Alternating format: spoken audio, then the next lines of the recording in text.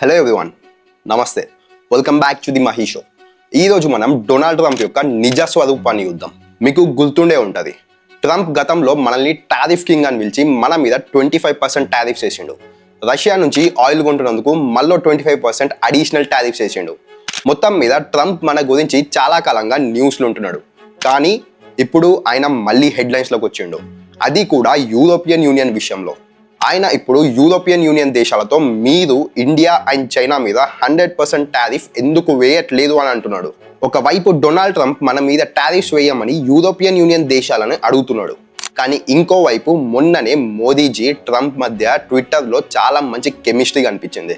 Trump ఇటీవల మాట్లాడుతూ, మోడీ నా ఫ్రెండ్, ఇండియాతో నాకు మంచి సంబంధాలు ఉన్నాయి, ఇండియా గురించి ఆలోచించాల్సిన అవసరం లేదు అని అన్నాడు. మోదీజీ కూడా ట్రంప్ ఫ్రెండ్లీ ట్వీట్కు సమాధానం ఇస్తూ, మన ఇద్దరి మధ్య మంచి స్నేహం ఉంది, మన టీమ్స్ కలిసి పనిచేస్తాయి, మన నెగోషియేషన్స్ కూడా తొందరలో ఒక సక్సెస్ఫుల్ కన్క్లూజన్కి వస్తాయి అని అన్నారు. ట్రంప్ మోదీజీ ట్వీట్ను తన ట్రూత్ సోషల్లో షేర్ చేసుకొని మస్తు ఖుషి పడ్డాడు.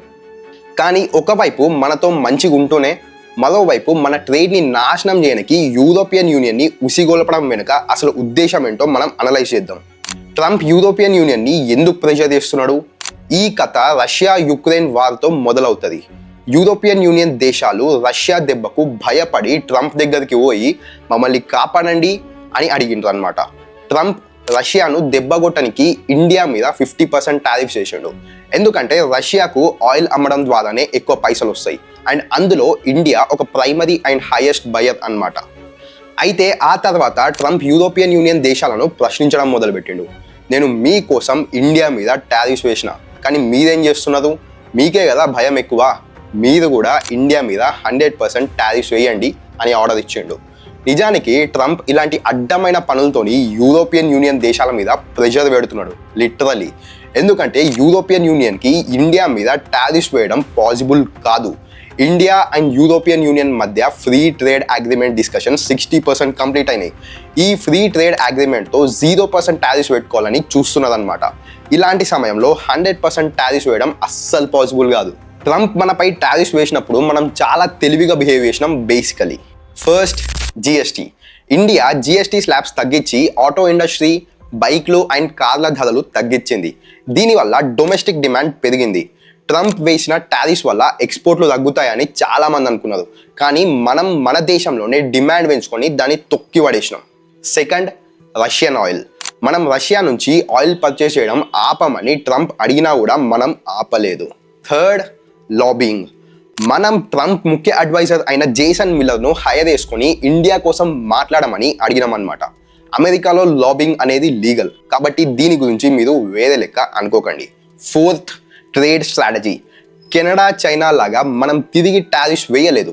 బదులుగా మనం యూరోపియన్ యూనియన్, కాటర్, ఒమన్ లాంటి దేశాలతో ఫ్రీ ట్రేడ్ అగ్రిమెంట్స్ను చేసుకుంటున్నాం అన్నమాట.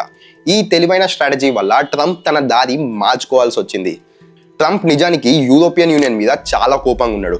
ఎందుకంటే యూరోపియన్ యూనియన్ దేశాలు మొన్ననే గూగుల్ మీద $3.5 బిలియన్ అండ్ యాపిల్ మీద $15 బిలియన్ ఫైన్ వేసినాయి.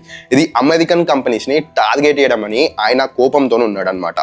అందుకే యూరోపియన్ యూనియన్ని దెబ్బగొట్టడానికి ఆయన మనల్ని అండ్ రష్యాని వాడుకోవాలని చూస్తున్నాడు. ఇక్కడ ఇండియా ఫ్యూచర్ కోసం మనం యూరోపియన్ యూనియన్తో ఇయర్లీ $137 బిలియన్ ట్రేడ్ చేస్తున్నాం. మనం యూరోపియన్ యూనియన్కి ఎక్కువ ఎక్స్పోర్ట్ చేసి తక్కువ ఇంపోర్ట్ చేస్తామన్నమాట. ఈ ట్రేడ్ మనకు చాలా ప్రాఫిటబుల్ అవుతుంది. అందుకే మనం యూరోపియన్ యూనియన్తో ఫ్రీ ట్రేడ్ అగ్రిమెంట్ కోసం ప్రయత్నిస్తున్నాం. అలాగే మనం కాటర్, ఒమన్ లాంటి కంట్రీస్తో కూడా ఫ్రీ ట్రేడ్ అగ్రిమెంట్లు చేసుకుంటున్నాం. ఇలా చేయడం వల్ల మనం ఏ ఒక్క దేశం మీద డిపెండ్ అవ్వకుండా అన్ని దేశాలతో మంచి సంబంధాలు పెట్టుకోవచ్చు. ఇది మన దేశానికి చాలా అడ్వాంటేజ్ అవుతుంది. ఈ మొత్తం సిచ్యువేషన్ పై మీరేమనుకున్నారో కింద కామెంట్ చేయండి. వీడియో ఇన్ఫర్మేటివ్ అనిపిస్తే లైక్ అండ్ షేర్ చేసి ఛానల్ని సబ్స్క్రైబ్ చేసుకోండి. ఇంకా ఇలాంటి ఇన్ఫర్మేటివ్ వీడియోస్ తీసుకొస్తా. జై హింద్, జై భారత్, వందే మాతరం.